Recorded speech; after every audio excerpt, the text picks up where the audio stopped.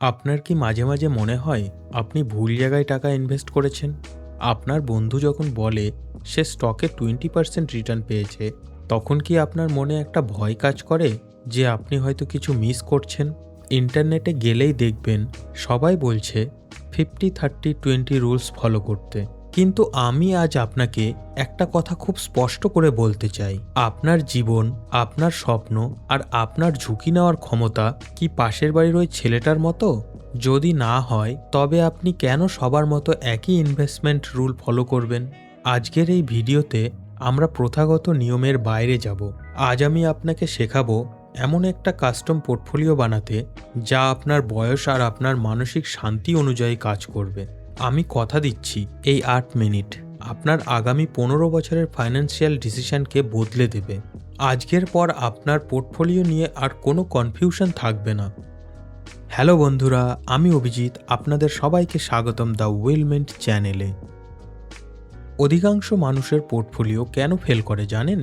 কারণ আমরা copy paste investment করি। ইউটিউবে একটা ভিডিও দেখলাম যেখানে বলা হলো এই মিউচুয়াল ফান্ডটা ভালো, আর আমরা সেটাতেই টাকা দিয়ে দিলাম।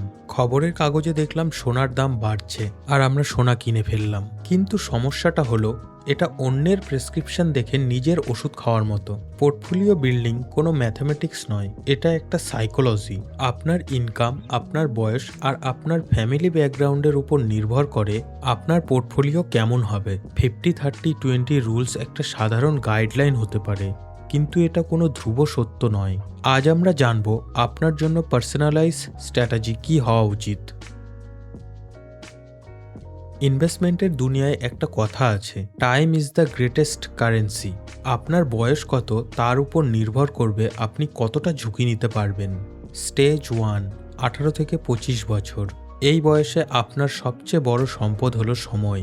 আপনার যদি লসও হয় সেটা রিকভার করার জন্য আপনার কাছে অনেক সময় আছে। তাই এখন আপনার ইকুইটি বা স্টকে সবচেয়ে বেশি টাকা রাখা উচিত, 80 থেকে 90%।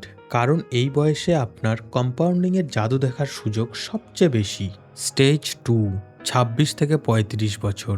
এখন হয়তো আপনার বিয়ে হয়েছে বা কেরিয়ার সেটেল হচ্ছে, দায়িত্ব বাড়ছে, তাই এখন 70% ইকুইটি, 20% ডেট যেমন পিপিএফ বা বন্ড এবং 10% গোল্ড রাখা বুদ্ধিমানের কাজ।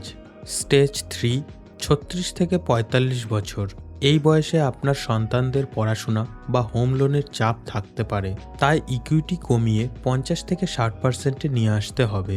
বাকিটা ডেট বা সেভ অ্যাসেটে থাকবে। স্টেজ 4, 45-এর উপরে।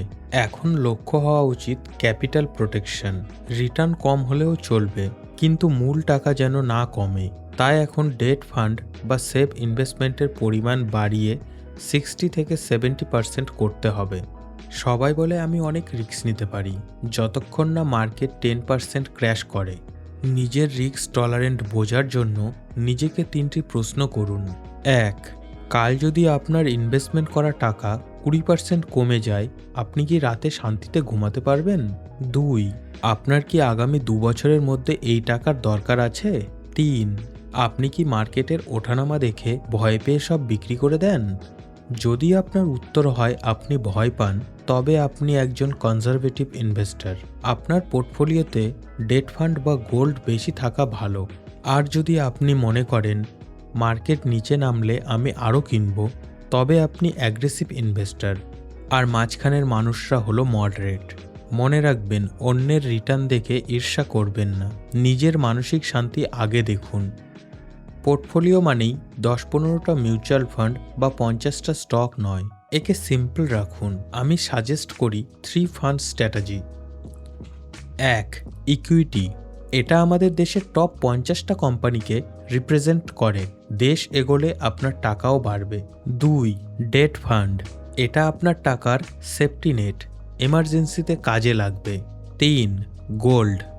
যখন শেয়ার বাজার পড়ে যায়, সোনা তখন ঢাল হয়ে আপনাকে রক্ষা করে। এই 3টা জিনিসের কম্বিনেশন থাকলেই আপনি একজন কমপ্লিট ইনভেস্টর। চলুন দেখি আপনার কাছে টাকা থাকলে আপনি সেটা কিভাবে ভাগ করবেন। কেস 1, 50,000 টাকার পোর্টফোলিও।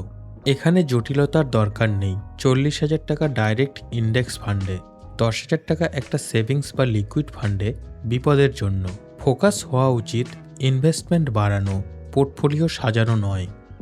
কেস 2, 1 লাখ টাকার পোর্টফোলিও, 60,000 টাকা ইকুইটি, লার্জ ও মিড ক্যাপ, 25,000 টাকা ডেট ফান্ড পিপিএফ, 15,000 টাকা গোল্ড। এখানে আপনার একটা সেফটি নেট তৈরি হচ্ছে। কেস 3, 5 লাখ টাকার পোর্টফোলিও, এখান থেকে 3 লাখ টাকা বিভিন্ন ক্যাটাগরির mutual fund, index, flexi cap, 1,25,000 টাকা ডেট ফান্ড বা এফডি, 75,000 টাকা গোল্ড। এখানে লজিকটা হলো ডাইভার্সিফিকেশন। এক জায়গায় সব ডিম রাখবেন না। ধরুন আপনি ঠিক করেছেন 60% ইকুইটি, 40% ডেট রাখবেন। 1 বছর পর দেখলেন শেয়ার বাজার খুব বেড়ে গেছে, আপনার ইকুইটি হয়ে গেছে 70%। এখন আপনাকে কি করতে হবে? ইকুইটি থেকে 10% বিক্রি করে সেটা ডেট ফান্ডে নিয়ে আসুন। এটাকে বলে রিব্যালেন্সিং। বছরে একবার বা পোর্টফোলিওতে 5 থেকে 10%-এর ডেভিয়েশন হলে এটা করুন। এতে আপনার লাভ লক হয়ে যায় আর রিস্ক কমে যায়। বন্ধু, পোর্টফোলিও মানে শুধু কত পার্সেন্ট রিটার্ন পেলেন তা নয়। পোর্টফোলিও মানে হলো রাত 2টোর সময় যখন আপনার টাকার দরকার পড়বে তখন আপনার পকেটে যেন টাকা থাকে। পোর্টফোলিও মানে হলো আপনার বাচ্চাদের পড়াশোনা বা আপনার রিটায়ারমেন্ট যেন অন্যের দয়ার উপর নির্ভর না করে। বুদ্ধিমান হয়ে লাভ নেই যদি আপনার মধ্যে ধৈর্য না থাকে। সম্পদ রাতারাতি তৈরি হয় না, এটা তৈরি হয় ডিসিপ্লিন দিয়ে। আজ থেকে 10 বছর পর আপনি নিজেকে ধন্যবাদ দেবেন যে আপনি আজ এই ভিডিওটি দেখে শুরু করেছিলেন। তো আজকের সারাংশ হলো, নিজের বয়স অনুযায়ী অ্যাসেট বেছে নিন, অন্যের পোর্টফোলিও কপি করবেন না। 3 ফান্ড স্ট্র্যাটেজি ফলো করুন, জীবন সিম্পল রাখুন। বছরে অন্তত একবার রিব্যালেন্সিং করুন। এই ভিডিওটা আপনার ইনভেস্টমেন্ট জার্নির গাইড হিসেবে সেভ করে রাখুন। আপনার বয়স কত এবং আপনি মাসে কত টাকা ইনভেস্ট করার টার্গেট নিয়েছেন কমেন্টে আমাকে অবশ্যই জানান। আমি প্রত্যেকটি কমেন্ট পড়ি। পার্সোনাল ফাইন্যান্স নিয়ে এরকম আরও সহজ ভিডিও পেতে দ্য ওয়েলমেন্ট চ্যানেলকে সাবস্ক্রাইব করে বেল আইকন প্রেস করে দিন। আমি অভিজিৎ, দেখা হবে পরের ভিডিওতে। ততক্ষণ ভালো থাকুন, সুস্থ থাকুন। Thank you for watching.